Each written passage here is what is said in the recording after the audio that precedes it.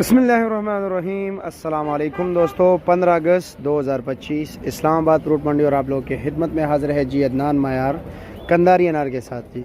काफ़ी दोस्तों अब आप बार बार व्हाट्सएप पर रब्ता कर रहे थे कि अनार आ गए जी, हमारे घर पर बीमार है। तो जी लो भाइयों, आप लोगों के लिए अनार आ गए हैं जी।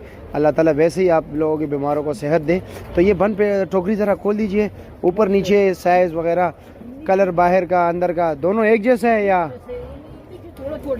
अच्छा जी, नीचे नीचे छोटा है।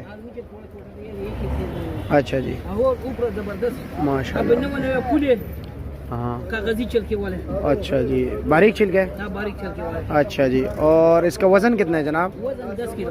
10 किलो फिक्स? 10 किलो निकल जाए। अच्छा जी, 9.5 किलो निकला था। इसका रेट क्या है? 3500 रुपये का। अच्छा जी, ठीक है जी। बबलू के पास भी है, बबलू के पास जाते हैं जी।